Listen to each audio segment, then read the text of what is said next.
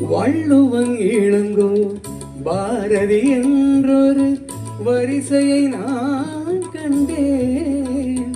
அந்த வரிசையில் உள்ளவர் மட்டுமல்ல நானும் ஏமாந்தேன்.